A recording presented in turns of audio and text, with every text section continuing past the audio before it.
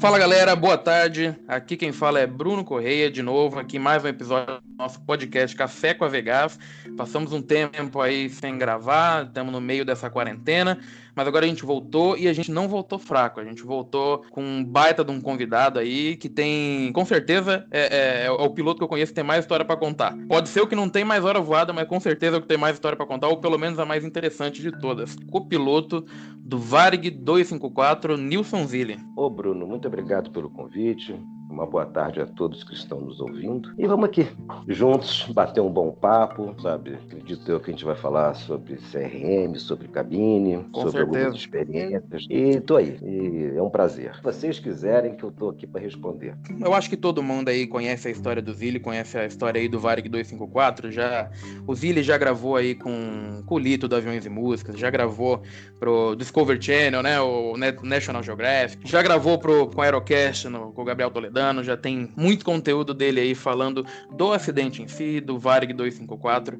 Então hoje a nossa proposta é um pouco diferente. Hoje a gente não vai focar muito no Varig 254, e sim a gente vai focar no Nilson Zilli, no copiloto, no aviador Nilson Zilli. Então a vida não foi só o 254, né, Zilli? Ah, Bruno, por incrível que pareça, a minha vida foi 254 há bem uns 12 não, até uns 15 anos atrás. Foi o voo mais demorado da tua vida, então, né? Porque o que acontece? Acontece o seguinte, entrar na Varig, primeiro, vamos sair um pouquinho da Varig, vamos antes da Varig. Primeiro, me formar piloto já foi uma coisa bem difícil. Por quê? Porque eu tinha um pai, esse pai, um comerciante no Rio de Janeiro, e com certeza ele queria que eu estivesse perto dele, né? Ou seja, me tornasse até inclusive sócio dele, uma coisa que ele me ofereceu. E nesse dia em questão, eu falei assim, não quero ser seu sócio, você sabe o que eu quero. E me dediquei muito. Então, foi um pouco difícil, não foi tão fácil assim. Tanto que eu trabalhava na época, né, com ele, eu pagava as minhas horas de voo, e não podia fazer tantas horas de voo assim, também não ganhava tanto dinheiro assim. E eu fui conseguindo vencer. E eu tinha na minha mente que eu queria entrar para a Varig. Mas por que a Varig? Por que não Transbrasil? Por que não VASP? Por que não TAM? Né? Porque depois apareceu a TAM também. Eu queria a Varig porque o avião que eu mais amava e que eu acho mais lindo na face da Terra era o DC-10. E que acho até hoje esse avião assim, sabe, a primadona da aviação. O que acontece? Pô, não foi fácil, foi complicado. Aí consegui entrar, né? Ou seja, quando eu entrei, eu consegui quebrar um monte de grilhões, né? As amarras. E a partir daquele momento, eu estava de frente para o meu futuro, de frente para a minha vida, de frente... Realizando o sonho, né? Isso. Aí, ou seja, seria dando início à concretização do meu sonho, né? Aí, beleza, fui voar na Rio Sul, aí um ano de empregado na Rio Sul, não literalmente voando na Rio Sul, né? Porque a minha turma toda foi direto para Rio Sul. Então, eu tenho o meu crachá. Deixa eu ver aqui qual é a data específica dele. Eu tenho no meu crachá o dia que eu fui admitido para fazer escolinha. Aí, pois bem, olha, eu fui admitido na Rio Sul como copiloto estagiário no dia 12/8 de 87. Então, 12/8 eu comecei a escolinha da Varig, a EVAER. Aí terminou a escolinha da Varig, passaram-se uns 3 meses. Aí sim, eu fui para Porto Alegre, que minha base era Porto Alegre. E fiquei na base Porto Alegre e no finalzinho eu passei para a base Rio e fiquei na base Rio, voando Rio Sul, um mês e meio mais ou menos. E era bonito, né? Porque decolar dali do Santos Dumont realmente é muito bonito. E posar também era muito legal. Fora que era a tua casa, né? Exatamente. Aí eu fui no dia 1º de setembro de 88, eu fui demitido da Rio Sul e admitido na Varig. E ali, né? Ou seja, psicologicamente falando, eu estava dentro da companhia que eu queria. Crachá Varig, uniforme Varig. Pois bem, então eu procurei ser a pessoa mais disciplinada que você possa imaginar. Procurei, vencer tudo, né? Todas as limitações, né? Procurando ser o melhor. E graças a Deus, isso eu consegui. Pois bem, aí, um belo dia, eu recebi o comunicado que eu ia tirar férias no dia 15 de setembro. Eu coisa boa, minha primeira férias, show de bola. Estava até pensando em pegar o dinheiro para dar entrada no apartamento para mim, né? Eu já não queria mais morar com os pais, né? Então, beleza. Na minha época, nós tínhamos um procedimento que era o seguinte: um dia antes do voo, a gente ligava para a escala para saber se estava confirmado aquele voo, né? Se não tinha atraso nenhum, a previsão de atraso ou coisa parecida. Estou eu lá em casa, numa boa, no dia 1º de setembro de 88, ia fazer outro voo, rapaz. Eu ia para São Luís do Maranhão. Era um voo tranquilo, um voo mais curto que eu digo assim, não tinha tanto pouso e decolagem, né? Era um pernoite prazeroso. Aí o telefone toca. Alô, Zili, quem tá falando aqui é fulano de tal, da escala. E aí, como é que vai? Tudo bem? Como é que estão as coisas? Ele, Zili, pô, tô te ligando pra tu quebrar um galho pra mim. Eu falei assim, mas que galho tu vai quebrar pra mim? Qual galho? Pô, faz o Caravana do Oeste. Pô, com um ano de casa, eu jamais vou saber apelido de voo, né? Eu falei, pô, mas que voo é esse? O 254. Eu falei assim, mas tudo bem. Pra onde vai esse voo? O famoso pinga-pinga, né? Rio, São Paulo, Uberaba, Uberlândia, Goiânia, Brasília, Imperatriz, Marabá, Belém. Aí volta tudo aquilo. Eu falei assim, não tô afim de fazer esse voo não, pô. Esse voo é muito chato, muito ruim. Pô, Zílio, me quebra o galho aí, cara. Eu falei assim, pô, mas eu não quero fazer esse voo. Ainda por cima eu vou fazer esse voo para São Luís, e que é um voo que eu nunca fiz. E é um voo que você sai da aerovia, 45 graus. Era um outro procedimento que eu nunca tinha feito. Pô, Zílio, me quebra o galho, eu te dou forra. Eu falei assim, qual é a forra que você vai me dar? Pô, eu te coloco de folga a hora que quando você quiser. Aí eu, puxa vida, tá bom. Então tu vai me deixar em casa, Natal e Ano Novo. Então, Natal de folga, chegando de voo no dia 25, sem problema algum. Eu quero a folga no dia... Chegando de voo no dia 24, folga no dia 25 e sem problema decolar no dia 26. Porque na minha época, rapaz, a gente voava muito, era muito, muito, muito, muito. Aí, cara, beleza. Aí eu fui perguntar quem era o comandante, né? Porque eu estava pouquinho tempo checado de rota, né? Então, eu chequei de rota em abril, maio, junho, julho, agosto, setembro, 5 meses. Aí, pois bem, aí é o comandante fulano de tal. Eu ia, pô, com esse cara eu não quero voar não. Pô, mas ele é muito gente boa, que não sei, tem lá. Eu falei assim, mas eu não quero voar com esse cara. Não quero não. Pô, que é isso? Ele pode ser muito gente boa pra tu, mas pelo que eu vi, eu não quero não. Pô, Zili, qual é, rapaz? Comandante é gente boa, pô. Aí eu pensei, falei assim, quer saber? Tu veste ou não veste a camisa da empresa? Tá bom, beleza, eu vou fazer o voo. Rapaz, eu não vou te enganar não, nem dormir direito. A minha vontade era parar o carro lá num orelhão daquele, inventar qualquer história para a escala e não fazer aquele voo. Já estava sentindo alguma coisa errada, né? Não, eu tinha que ter ouvido a voz interior. Isso é uma coisa que eu digo para os nossos ouvintes. Quando o coração fala assim, não faça barra não. Porque vai dar ruim no final das contas. Seja lá no que for, vai dar ruim. Aí, nem tenta assumir a camisa da empresa, né, Zili? Que a gente sabe que para entrar na aviação é difícil, mas esse negócio de vestir a camisa só da empresa, às vezes a empresa nem tá muito ligando para o funcionário. Mas não liga não, menina. Se tem uma coisa que a empresa não faz é ligar para funcionário. Mas, 2 pontos. Na hora que ela tá precisando de você, ela tá em cima de você. Aí na hora também que tem que te botar de lado, também põe. Eu vou tocar nesse assunto um pouco mais tarde. Mas aí então eu não vi a minha voz interior e fui fazer o voo. E não vou entrar no 254 não. Ou seja, aí todo mundo já sabe qual foi a consequência. Aí depois do 254 aconteceu coisas muito piores, né? Não é muito pior do que o 254 não. Quero deixar claro isso. Estou falando a nível de postura e comportamento das pessoas. Então, eu fui tratado com todo carinho lá pela Varig, né? E a parte da minha diretoria falava assim, você está de parabéns pelo seu caráter, pela sua dignidade. Aí eu caco meu botão. Caramba, quero saber se isso vai me ajudar em alguma coisa. Porque, de fato, gosto muito de mentir, não. Então, para ser sincero, eu não sei nem mentir. E mentir é um troço tão esquisito, porque tu tem que lembrar o tempo inteiro que tu mentiu, o que tu falou. Então, isso é um saco. Então, prefiro logo falar o que tem que falar e tchau e benção, que a conversa vai ser uma só, em qualquer etapa, em qualquer momento. Uhum. E os caras ali, né? Aí, pois bem, passou um ano mais ou menos, e o diretor de operações da época, já não era mais o meu diretor de operações da época do acidente, já tinha mudado. Pô, o cara chegava para mim na cara de pau, falou assim, pô, eu quero que você peça demissão da companhia. Eu falei assim, mas comandante, como é que eu vou pedir demissão da companhia? Se é daqui que eu sobrevivo? Eu não tenho como fazer isso. Aí tá. E ele justificava o motivo desse questionamento? Não justificava nada, porque eu fiquei empregado na Varig, né? Porque eu fiquei todo arrebentado. Eu fiquei empregado na Varig por um tempo, recebendo como se estivesse voando, né? A média do salário lá, que na realidade era muito boa. E era dali que eu sobrevivia, pô. Eu não ia pegar e falar assim, tá bom, eu vou pedir demissão.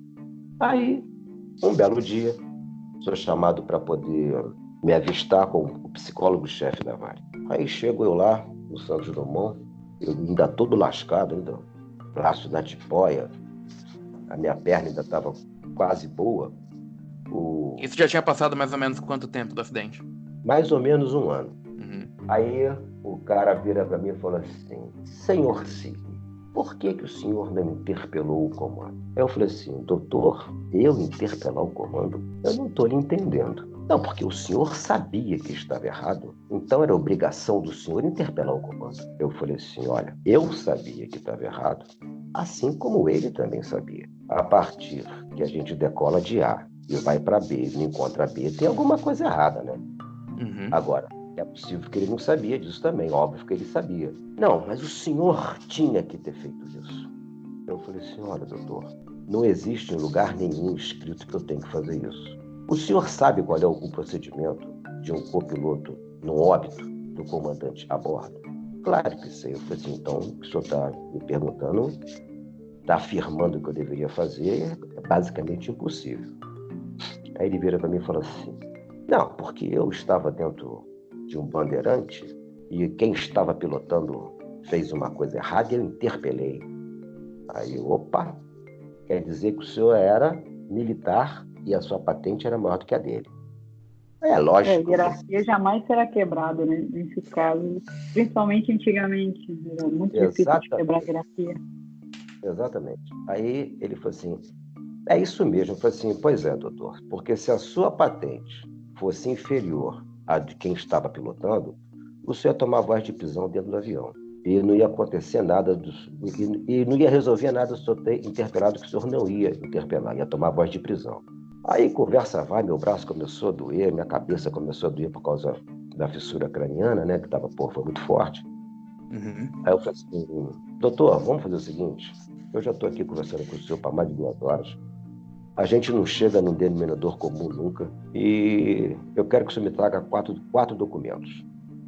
ICAO, FAA, Código Brasileiro do Ar e Manual de Operações da Companhia. Se tiver escrito em rodapé de manual, com letras microscópicas, que eu tenho autonomia para fazer isso, eu concordo com o senhor. Ah, senhor Zi, o senhor há de convir comigo que isso não existe. Eu falei assim, então, doutor, o senhor há de convir comigo que o que o senhor está me induzindo a afirmar também não existe. Uma boa noite para o senhor. Ainda tenho que ir para Jacarepaguá. Minha perna está doendo e minha clavícula está doendo também. Uma boa noite. Aí, pois bem, fui eu para casa. Semana seguinte, recebo lá, o telefone toca para eu ir lá para a Varig. Aí fui eu lá para a Varig. Aí vou lá para minha diretoria. Aí chego lá, o meu chefe, o piloto-chefe vira para mim e fala assim, Zílio, é o seguinte, tu vai a uma junta técnica na qual você não pode participar. Eu falei assim, engraçado, né, comandante? Eu não posso participar, mas semana passada o doutor fulano de tal lá falou que eu tinha que ter interpelado o comando dele. Não, mas você não pode participar. Faz um resumo curto do que aconteceu, porque você sabe que o comandante não gosta de ler. Eu falei assim, mas comandante, como é que eu vou fazer um resumo de um pouso forçado no meio da selva amazônica? Aí eu falei assim, tá bom, comandante. Peguei e fiz o meu resumo, nada, eu expliquei tudo. Aí, beleza. Estou eu lá sentado lá, numa reunião lá na APIVAR, né, que é a Associação de Pilotos da Varig. Aí eu devia ter bem 100 pessoas, né? Ou seja, era entre comandante e copiloto, né? Porque era associação de pilotos. Aí devia ter uns 100 pilotos ali. Aí chega o diretor, o comandante fulano de tal lá, que eu não vou ficar citando nomes. Uhum. Aí ele virou e falou assim: Zili, o resultado da sua junta técnica já saiu. Isso falando para todo mundo, hein? Foram 3 votos contra 2. E eles chegaram numa conclusão que a sua atuação dentro da cabine 254 foi passiva. Então você não serve mais para o quadro de pilotos da companhia. Rapaz, eu fiquei assim, eu não sabia onde enfiar minha cabeça, né? Tamanha a vergonha que eu tava. Até porque até o momento eles tinham dado a entender que você ia continuar na Varig, né? Sim, isso na gestão do outro diretor, né? Uhum. E depois, infelizmente, ele faleceu. Então você não tava com aquela preocupação, né? Depois do acidente. Claro, né? Dadas as proporções, né? Mas você acreditava que ia continuar na Varig, né? Claro. E outra coisa, né? Eu fui muito ingênuo. Eu não sei se eu posso me autoclassificar de ingênuo, ou de idiota, ou de imbecil, sei lá qual deles. Chego, ou seja, estou eu lá em casa, né? Isso um pouco antes da demissão. Estou eu em casa, daqui a bocado, campanha toca. Eu recebo simplesmente todos os comandantes da APIVAR, inclusive o que estava comigo, lá no 4. Porque a preocupação dele, ou seja, quando ele chegou ao meu lado, lá na mata, a primeira coisa que ele falou é que a gente tinha que fazer um relatório junto. Né? Ele já estava preocupado com isso. Então, a coisa é louca. Ou seja, no primeiro dia, nós passamos 3 dias lá. Tá louco. E no 4º dia, quando a gente foi levado para o helicóptero que era assim, para eu me locomover na mata, tinha que vir no mínimo umas 3 pessoas. Eu não andava, não fazia nada. Tanto que eu só fui andar... Tava bem machucado, né? Tava. Eu só fui andar no 4º dia, que eu achei que eu ia morrer na tal fazenda. Achei mesmo. Eu me senti muito mal. Aí, pois bem, ele pediu que o pessoal do SAR se afastasse, e ele me carregando falou de novo sobre essa porcaria de relatório junto. Aí recebo eu lá em casa, aqueles comandantes todos, inclusive ele, para que eu fizesse um relatório junto. Eu falei assim, gente, mas eu não vou fazer, pô. É um peso e outra medida, sabe? Não dá para... O ser humano, cada um tem o seu lado, né? Não tem como ser um negócio em conjunto. Não, e detalhe, um é comandante com todas as prerrogativas de comandante que a gente sabe como é que era naquele tempo. E o outro era um copiloto. O copiloto, no meu tempo, não servia para nada. Só servia para ser escrachado, né? Era um negócio muito louco. A gente tinha que ter um jogo de cintura incrível. Pô, não é como hoje em dia, né? Não, tanto para que vocês possam, todos que estão nos ouvindo agora, eu estava relatando para o meu diretor de operações o que aconteceu no Varig 254, quando eu falei que a primeira e a segunda etapa tinha sido minha. Tinha um comandante, que era o piloto-chefe na época, ele teve a discrepância de falar que desde quando copiloto tem etapa.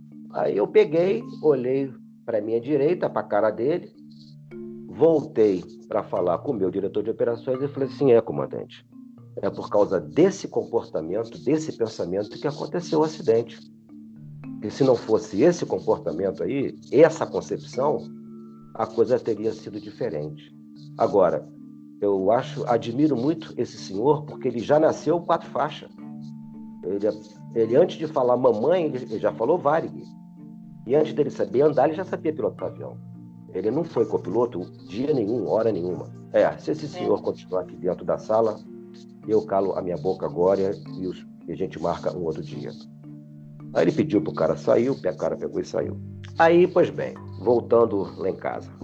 Aí tava lá em casa, aqueles comandantes todos. Aí um vira para mim e fala assim, Zili, atende esse pedido da gente. A gente vai te segurar na companhia. E eu, idiotamente, imbecilmente falando e agindo, aceitei. Foi uma das piores coisas que eu fiz na minha vida. Porque na minha época, comandante mandava pra cacete.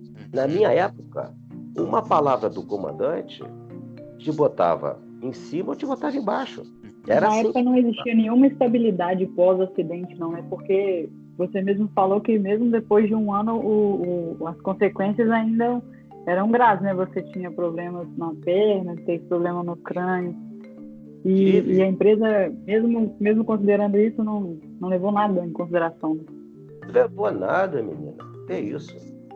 É porque a pior coisa que aconteceu para a Varig foi estar os dois vivos. Foi a pior coisa que aconteceu para a Varig. Essa que é a grande realidade. A exposição, né? Porque é aquele negócio, para uma companhia aérea, é extremamente mais fácil. A culpa é dos pilotos, eles que foram imperitos, imprudentes, negligentes, e pega o seguro, que a gente sabe que está aí dentro, e paga todo mundo e tchau e benção. Mas não, tinha gente para poder falar, né? Tinha gente para poder questionar. Além de vocês dois, tinham mais 4 comissários? Sim. Mas todos sobreviveram? Sim, sobreviveu todo mundo, graças a Deus. E a palavra deles não contou em momento nenhum também, porque com certeza a consequência da falta de CRM aplicado pelo seu comandante também deve ter resvalado neles, né? Mas isso não existia. Não existia CRM. CRM foi existir depois do... Mas tido as consequências, eles não se manifestaram, assim, vendo a situação, principalmente a sua, a deles também, né? Com certeza o pessoal deve ter... De maneira alguma. De maneira alguma, porque o que acontece? Agora eu vou ser um pouquinho advogado do diabo, né? Porque a gente tem que ter coerência, né, para entender os lados. Numa empresa aérea do porte que era a Varig, por que ela ia defender o copiloto? Por que ela iria se expor? Porque aquele plano de voo realmente fez com que 8 Boeing 737-200, com 2 pilotos lá na frente, cometeu o mesmo erro? Porque aquele plano de voo foi inserido na companhia no dia 1º de setembro de 89. E 2 meses depois... Para ela era muito mais fácil mandar embora e contratar o outro copiloto e botar a culpa em você, né? É óbvio. Mas também é difícil entender o lado dela tentar proteger o comandante, mesmo pelas questões gerais. Mas ela não protegeu o comandante, não, de maneira alguma. Muito pelo contrário. Porque, na realidade, o comandante ele não era uma pessoa benquista na própria companhia. Por causa do jeito dele. E ele já tinha acontecido com ele 2 incidentes sérios. E um dos motivos dele ter cristalizado, vamos entender assim, lá no 254, foi exatamente essa situação, desses 2 incidentes que aconteceram com ele, né? Tanto que, quando eu fui pegar o meu documento com ele, ele falou assim, se eu tivesse voltado, os 2 estariam na rua. Então, ele estava preocupado era com isso. Ele estava tão preocupado com o emprego dele que ele cristalizou numa situação. Graças a Jesus a gente ficou vivo, a gente e mais um monte de gente. Se ele não tivesse preocupado com o emprego dele, por que ele haveria de ter preocupação em fazer um relatório, e me pedir para fazer um relatório lá na mata junto com ele? Então ele estava preocupado era com isso. A gente nem sabia se ia ser resgatado, né? Porque a informação do sinal do rádio nosso foi pego pelo INPE, mas estava tão fora do que poderia ser, que a gente ia ficar ali, perdido, Deus sabe até quando. E ele estava preocupado com o relatório. Isso aí, é verdadeiríssimo. E tu já responde então a pergunta do porquê que ele relutou em pedir o auxílio. Exatamente. Consequências que ele já teria, né? Porque na realidade, gente, é simples demais. Belém sabia que o Varig 254 estava indo para Belém na proa 270. Porque isso eu falei para Belém inúmeras vezes. Por que eu falei? Porque eu estava sem contato rádio-navegação. Então, se você está sem contato rádio-navegação, você tem que falar a proa que você está o tempo inteiro. Então, proa 270. E daí por diante. Quando Belém autoriza a descida do 290 para o 200 e me pediu para eu chamar no 200, chamei no 200, o Varig 254 atinge 200, mantendo a proa 270, possível radial 90. Ponto final. Afirmativo. Autorizado, olha só. Isso aí devia ter aqui uns 35 minutos de voo, que o voo total dele é 40, 45 minutos. Então, 10 minutos antes, descida, aquela coisa toda, uns 35 minutos. Isso não posso dizer cravado, não, mas era por aí. Belém vira e fala assim: o Varig 254 autorizado a interceptar radial 240. Nessa hora, a informação foi totalmente contrária. Se o 254 estava chegando na proa 270, possível radial 90, né? Possível por quê? Porque eu não tenho contato rádio-navegação. O comandante deu o negativo. Aí o Belém, o Varig 254 contesta a sua autorização, pois mantém a proa 270. Então, eu estava na proa 270 e ele queria que eu fizesse uma interceptação pela proa 60, né? Radial 240. Nesse momento, o comandante vira e diz o seguinte para Belém: Belém, o Varig 254 teve uma pane no porão eletrônico. Ponto. Quando ele fala isso, eu vejo que não tem pane nenhum em porão eletrônico nenhum, ou seja, não teve uma desorientação cartográfica. Nesse momento, eu fiquei extremamente tenso quando eu pedi a ele para voltar. Agora vamos abrir um parêntese nisso aí. Pane no porão eletrônico, uma desorientação cartográfica. São muito simples. Zílio, nós nos perdemos.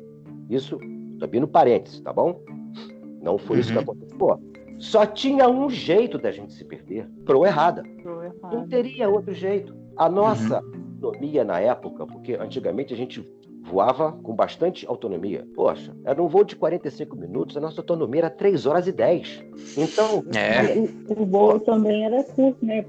Assim, teoricamente, ajudaria na orientação especial de vocês notarem que estaria, no caso, precisaria voltar, né? Não, mas olha só, agora vamos raciocinar juntos. Zílio, a gente se perdeu. Ih, comandante, se perdeu, mas como? Pô, vamos pegar, me dá aí o plano de voo. Fatalmente, a gente não ia demorar 10 minutos, ou muito menos do que isso, para perceber aquela porcaria do zero à esquerda, que a gente cortou o zero errado. Porra, vamos voltar. Ponto final, vamos voltar, mas vamos voltar como? Dava um 180 ali, já... Ou seja, se você voa 30 minutos, pegava Belém ali, porque você já estava voltando, sintonizava Belém podia entrar e ponto final, sabe? A gente E vocês tinham um sinal ainda de Belém, né? Não, nessa hora a gente... De Belém não, de Marabá, né? De Marabá a gente tinha sinal.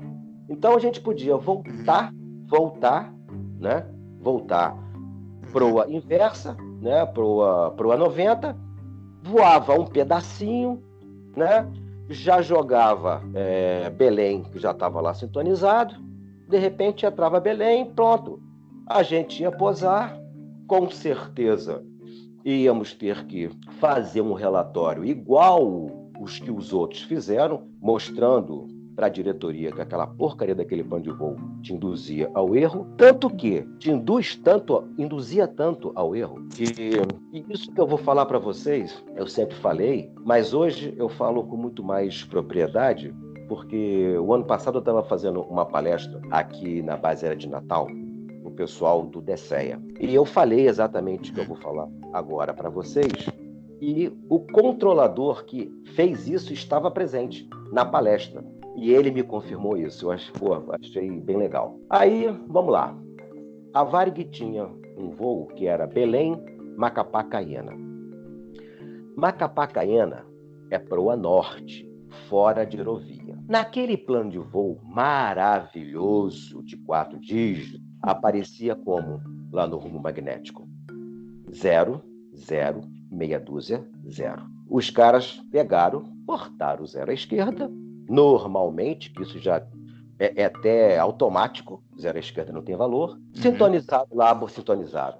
Botaram lá, pegaram o nobzinho, giraram lá, proa 0, meia dúzia 0 e decolaram. Só que depois do pouso forçado do 254, Belém passou a ter radar de aproximação. Aí, demorou uns 10 minutinhos, Belém chama o Varig. O Varig 8 alguma coisa? Confirme a sua proa para a Caiena? Afirmativo, minha proa é 0, meia dúzia é 0. Para a sua informação, a proa correta é a 00 meia dúzia. Aí os caras entraram no rumo, bonitinho. Essa pessoa fez um reporte e esse reporte chegou na mão do presidente da Varig na época. E o militar de patente alta virou para ele e falou assim: fulano de tal, tu já ia perdendo mais um Boeing pelo mesmo problema de proa. Ele, não estou sabendo não. Aí mostrou para ele e a partir desse momento voltou normalmente a ser o plano de voo computadorizado com 3 dígitos, né, como tem que ser sempre. Então, aí vamos lá. Se ele tivesse aberto a boca e falasse assim: olha, a gente pode estar na rua, sabe? Isso aí pode causar a nossa carreira. Tu tá comigo, Zílio? Pô, tô contigo direto. Tô lá preocupado com a minha carreira nesse momento, tô mais preocupado agora com a vida de todos nós. Até porque vocês tinham sido induzidos ao erro, né? Existia também uma responsabilidade da empresa também, né? Pelos planos de voo nesse momento. Então era uma culpa dividida, né? No caso. Exatamente. Isso uma vez que já tinha 7 relatórios de pilotos anterior ao pouso forçado do VMK, vamos colocar assim, que todos eles eram Varig voo 254, todos eles. Então, o que acontece? A Varig, ela simplesmente não mandou um boletim informativo para a gente sobre esses relatórios. Ela ficou caladinha. Consequentemente, mais uma vez induziu ao erro e por falta de humildade, a humildade é reconhecer o erro, que esse erro não era dele, é erro nosso. Ele ligou o botãozinho para 270, assim como eu. Eu li 270, ele também leu 270. Fomos induzidos esse erro, né? Então, beleza. Aí a pergunta assim, agora nós vamos falar de CRM. O que acontece? Na época, só tinha dois lugares que tinha CRM. Então, quem desenvolveu o CRM foi a NASA. Por quê? Porque só tinha figurão dentro daquela cápsula. Então, tinha um comandante e os outros, todo mundo figurões. E figurão é a coisa mais absurda do mundo, um figurão abaixar a cabeça para um outro, né? Aquela disputa de quem sabe mais, quem é isso, quem é aquilo, quem manda aqui dentro sou eu, porque minha patente é assim. Então, a NASA desenvolveu esse processo de gerenciamento de cabine. Mesmo o comandante Pumba, ele não podia tomar as atitudes. Ele tinha que chegar e os outros tinham que estar junto com ele. Isso era uma coisa que eu ouvi falar que a única companhia aérea que na época tinha isso era a Qantas, né? Que eu acredito que até hoje continua sendo a única empresa no mundo que não tem acidente, né? Que não teve nenhum. Então, o CRM só foi implantado na companhia e não só aqui no Brasil, não, acredito que no mundo inteiro, depois desse acidente. A repercussão desse acidente foi muito grande. Primeiro que, graças a Jesus, um pouso forçado no meio da selva amazônica, com um equipamento de dezenas de toneladas, sem a gente enxergar bodega nenhuma, e ficar um monte de gente viva... Era à noite ainda, né? Era no meio da floresta à noite e ainda assim 42 pessoas sobreviveram. Exatamente. Também nesse momento difícil vocês tiveram muita perícia, né? Experiência com aeronave e tudo mais, porque a situação também era bastante complicada. Exatamente. Põe complicado nisso. Uma das coisas mais difíceis é você ter plena certeza que você vai morrer daqui a alguns minutos. E é um sentimento meio louco, viu? Chegou um determinado momento, faltava 30 minutos para acabar o combustível. Eu sabia que a gente não ia pousar em lugar nenhum, assim como ele também sabia. Então, eu simplesmente fui fazer aquilo que padre faz, encomendar a alma, né? Aí eu peguei, olhei para a minha direita, para a escuridão total, e fui bater um papo com Jesus. Nada de Ave Maria, Pai Nosso, nada disso. Foi exatamente assim. Que merda, hein, companheiro? Por que merda? Que merda porque eu troquei o voo, né? Então, que merda. Que merda, hein, companheiro? Mas tudo bem. Eu quero te agradecer por você ter me permitido realizar meu sonho de infância. Vou te pedir... quero te pedir também que me perdoe de alguma coisa que eu tenha feito errado aqui na Terra, mas acredito que nunca fiz nada de errado, não, que sempre respeitei meus pais. E a terceira coisa, eu te peço que coloque alguém para me receber aí. E eu acredito que tem que ter alguém, porque quando a gente nasce, quem toma conta da gente são os nossos pais. E eu vou ficar muito perdido. Calei a minha boca, fiquei olhando ali para fora, e a minha mente só estava com um pensamento, que era o seguinte: que destino é esse chamado morte? Que aeroporto é esse chamado morte? Meu Deus, o que é isso? Porque é uma sensação tão horrorosa, gente. Tão horrorosa. Porque, primeiro, você tem plena consciência que que esse mundo que você conhece, ele vai acabar. E você vai para onde? O que acontece depois? O que acontece depois que você cruza a porta? Qual é o cenário que você vai ver? É um troço muito louco, é um troço doido demais. Aí, o comandante bate no meu ombro e diz o seguinte: desculpa, velho. O erro foi meu e a gente se encontra no outro lado da vida. Nesse momento, eu saí desse meu transe e olhei para ele. Ele tremia e suava. Nessa hora, eu não sou melhor do que ele. Só que nessa hora, eu fui tomado por uma certeza de vida. Da mesma forma que todos nós temos certeza que um dia nós iremos morrer, eu tinha certeza que a gente ia viver. E comecei a brifar ele como a gente teria que fazer. A única possibilidade da gente fazer, uma vez que a gente estava no meio da selva amazônica, a única possibilidade é pegar as árvores para tentar fazer com que elas segurem o impacto. Um pouco, né? Exatamente, amenize. Aí, no meu brief, eu ainda falei para ele assim, na hora que a gente sentir que vai bater, vamos abaixar nossas cabeças para que nenhum galho degole a gente. Tamanha a minha frieza, tamanha a minha credulidade de vida. Ele falava assim, que a gente ainda vai dar gargalhada disso, a gente vai sair perfeito, vivo e perfeito.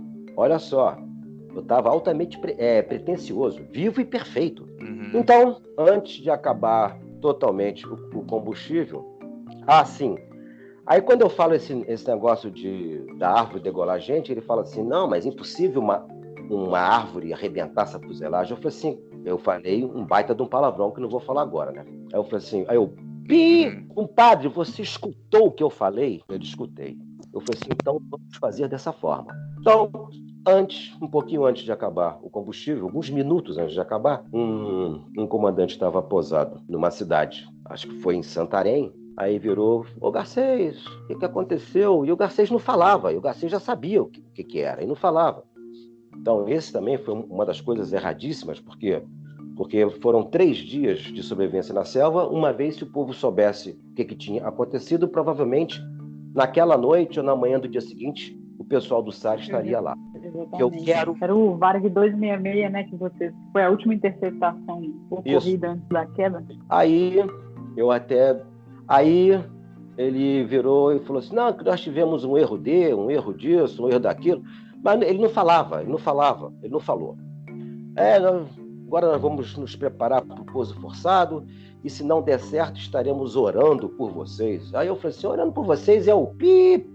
Cara, já não falei que a gente vai se dar bem? Aí acaba o motor 1, acaba o motor 2, fizemos aquele pouso a 4 mãos, eu ali deitado, né, porque fica só as informações do lado esquerdo, eu ali, velocidade, horizonte, climb, né, e turn bank.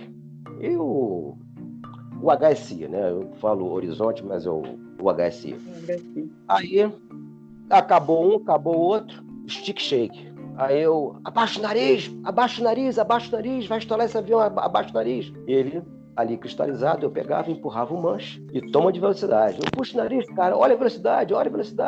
Ele não puxava, eu puxava. Quando o climb zerava, eu zerava também, eu parava ali o manche naquela posição de ponteiro zerado, só que a inércia jogava o ponteiro lá em cima. E ficou nessa. Stick shake, abaixa o nariz, puxa o nariz, essas coisas todas, até a hora que eu falei assim, vai bater. Nessa hora que eu falei, vai bater, veio uma árvore, fez um rombo no meu lado de uns 2 metros de largura. Nossa. E levou a asa direita. Nessa hora, acabou o piloto. Não existe mais piloto sem asa. Senão, o cara daquele gol lá tinha conseguido posar, que o Legacy cortou. Né?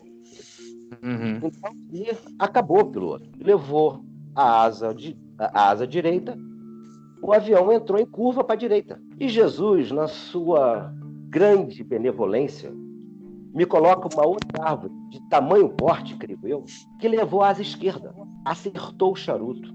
E eu falo que é dessa forma que eu acredito. Ele, Jesus, encaixou gentilmente o charuto no meio da selva amazônica. Caraca, velho, que forte, viu?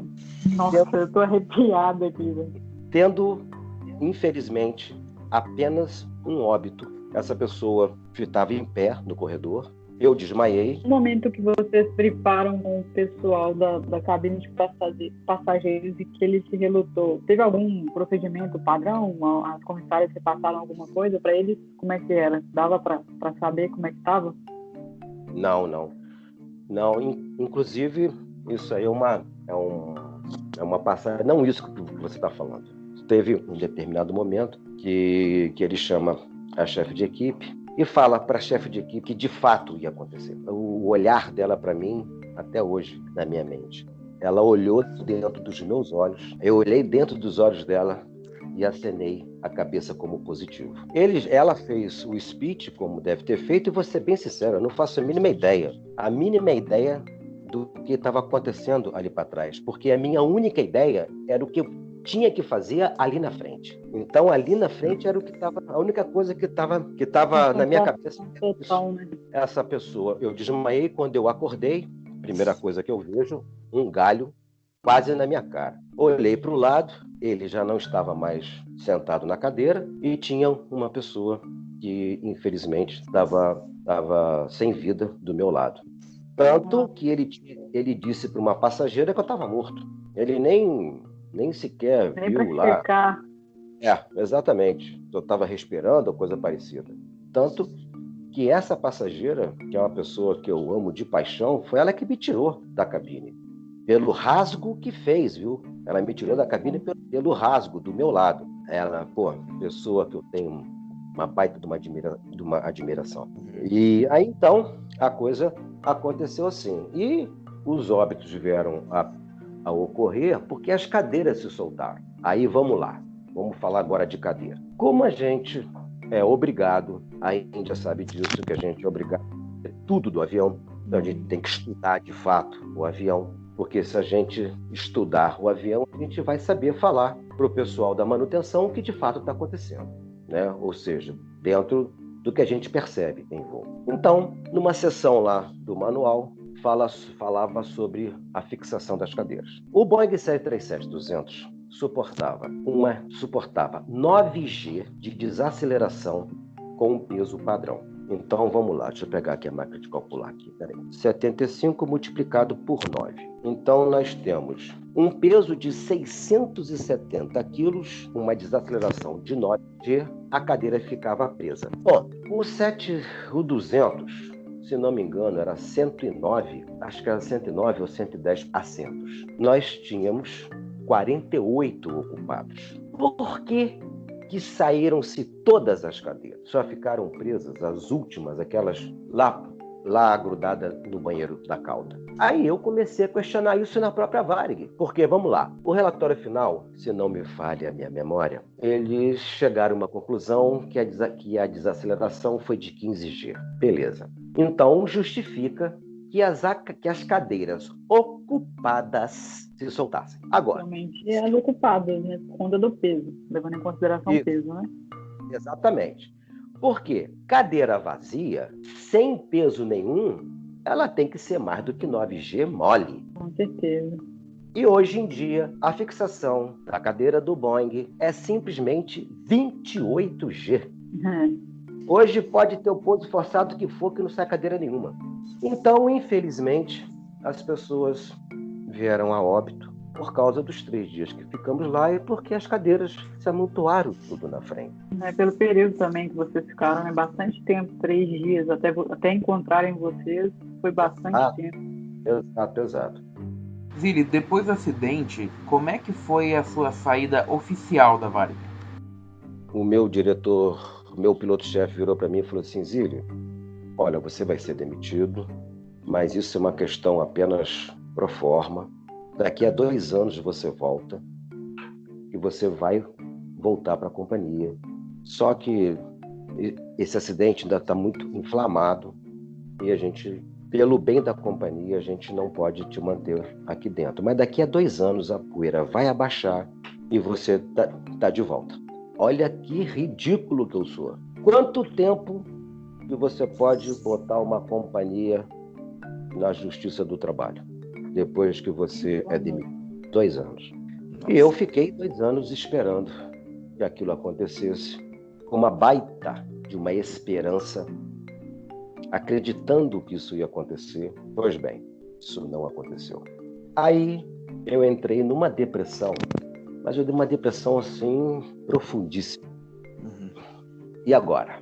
Aí a VASP foi comprada e eu fiquei sabendo na Apivar que a VASP estava contratando. Peguei e pedi a mocinha lá para poder fazer para mim um currículo.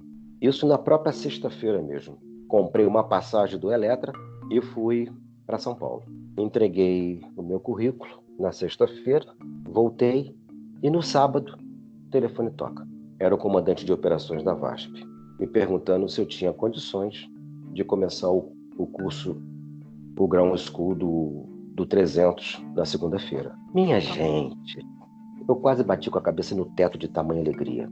Aí ele vira para mim e me faz uma pergunta fantástica, extraordinária. Zili, posso te chamar assim? Eu falei assim, claro. Me diga uma coisa, por que você foi mandado embora da VAG? Por que você saiu da VAG? Aí eu respirei fundo e eu falei assim, lascou. Comandante, eu sou fulano de tal. Ele não acredita, assim, em carne e osso. Gostaria muito de lhe conhecer. Você pode vir aqui na segunda-feira? Eu afirmativo. Fui na segunda-feira, expliquei detalhadamente tudo do 254. Foi até São Paulo, né? Sim, fui a São Paulo. Fui lá na base deles, lá ali no Jabaquara. Vim embora com aquela esperança de ser contratado, né? Ou seja, foi meu primeiro contato. Ali ele ia conversar não sei com quem. Nesse mês, ele me chamou 4 vezes para ir a São Paulo. Na última, eu já estava indo de ônibus. E já estava ficando custoso para mim ir para lá. E já estava achando chato ele me chamar. Mas você estava indo para São Paulo para fazer o ground? Não, eu estava indo para São Paulo porque ele me chamava para ir lá para ele falar comigo mais. Aí tava eu lá, quase conversando. Uma entrevista, então, né? Isso. Aí, na última, ou seja, na última que foi determinado para mim, por mim, que seria a última vez que eu ia lá. Eu virei para ele e falei assim, comandante, olha só, eu não sou mais criança. Quero saber, vou poder voar ou não na companhia, que já está ficando custoso de eu vir para cá. Vocês não me dão passe, nadinha, e eu quero saber se eu vou poder voar ou não na companhia. Ele vira para mim e fala o seguinte, olha, para mim, você é o melhor piloto que eu já conheci na minha vida. Porque o que tu passou, quem passou morreu. Se você teve algum erro naquela cabine, você nunca mais vai ter lugar, você nunca mais erra na vida. Com certeza, porque eu nunca mais quero passar por isso novamente. Mas só que tem um problema. Eu falei assim, qual? Por mim, você já estava na companhia. Mas a mídia está muito em cima. E um piloto de Paulistinha com 200 horas de voo passa na tua frente. Aí eu, muito obrigado, comandante. Meus amigos, eu saí dali, mas arrasado. Não, arrasado, exatamente. Arrasado. Aí, depressão.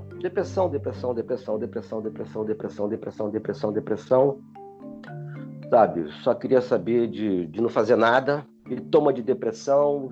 E na casa que eu morava lá no Rio de Janeiro, era exatamente a saída do fixo rasa. Pô, então, toda hora que eu passava lá em cima, Jumbo, DC-10, aquilo me matava, né? E, poxa, eu voltei aí para o aeroporto, ficar ali, sabe? Aí, porra, era ridículo. Pô, ser Em mal... algum momento você pensou que não queria nem mais saber dessa área da aviação, alguma coisa assim, não? No momento de depressão? Não, de maneira alguma. A minha depressão era... Por que eu fui aceitar aquela porcaria daquele 254? Entendi. Então, eu me culpava muito por causa disso. Por que eu fui aceitar aquela porcaria? Por quê? Nossa, que loucura, gente. Vocês não têm ideia. A tomada de decisão assim é complicado. Aí, depois de uns 10 anos, teve um belo dia que eu parei. Eu parei e falei assim, meu Deus do céu, cara.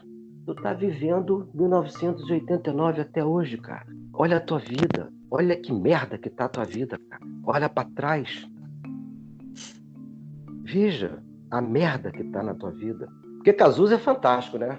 Naquela música dele que ele fala assim, o tempo não para, e não para mesmo, não. Aí eu virei pra mim e falei assim, cara, tua vida tá um desmantelo. Porque você está vivendo o 254 até hoje. Você está vivendo o passado, só que a tua vida está no presente e o teu futuro está 3 vezes desmantelado. Cara, deixa esta merda lá atrás, por favor. Aí eu comecei a enxergar um pouquinho para frente. E fui me permitir trabalhar, a ser comerciante, aquilo que eu não queria ser, me permitia ser comerciante. E vamos embora. E Varig, aviação, eu simplesmente botei isso guardado numa gaveta. A 200 mil chaves.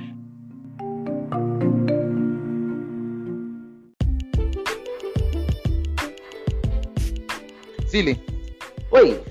Para finalizar a nossa conversa, então, que tá muito legal aí, eu tenho uma última pergunta para te fazer, que é o seguinte: depois do que você viveu, depois de você ter conseguido sair daquela depressão, ter voltado a trabalhar, a aviação, ela voltou a estar presente na tua vida de alguma forma? Você pensou em algum momento em voltar a procurar emprego de piloto ou ir para algum aeroclube? Você teve algum contato direto como piloto depois, com a aviação depois do que aconteceu? Ou não? Nunca mais se interessou?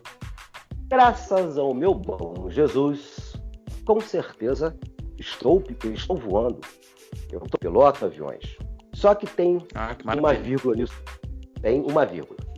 Então, eu não tive o meu brevet cassado, não tive nada, né? Sempre mantive minha inspeção de saúde em dia, né? Antes era CEMAL, agora é um outro nome, que eu esqueci agora. Parece aí, CMA, Certificado Médico Aeronáutico. Isso. Aí, algum tempo atrás, eu comecei a fazer um duplo comando num Seneca 3. Pô, show de bola. Meus amigos. Ai, que delícia. Nossa Senhora das Graças. Coisa fantástica, maravilhosa. Porque voar é bom demais. Voar é uma delícia. É uma expressão de liberdade que se tem na face da terra. É uma delícia. Aí, voltei, fiz bastante horas nesse Seneca 3, voando direitinho, sabe? Levei minha família inteira, sabe? Ali eu pilotando, show de bola, com toda a responsabilidade do mundo, com tudo que tem direito, com tudo que tem que ser. Só que, 2 pontos. Quando chegou um determinado momento, a pessoa virou para mim e falou assim: eu vou te colocar no quadro de pilotos. Aí eu puxei o freio de mão. Por que eu puxei o freio de mão? Eu tenho essa ferida dentro de mim. Ela não está cicatrizada. Eu já voei Seneca quando eu estava fazendo o curso. O meu objetivo era pilotar, botar farda. Era hoje estar igual 90% dos meus amigos. Um é comandante de 777 na Qatar, o outro é comandante de 87 na Etihad, o outro é na Emirates, o outro é na Coreia, o outro é na China, tem um na TAM, tem um na Azul e tem um na Gol. E os outros Fly Dubai, daí por diante. Tá todo mundo ganhando seu dinheiro, tá todo mundo feliz, tá todo mundo feliz, que eu digo, vírgula, fazendo aquilo que gosta de fazer.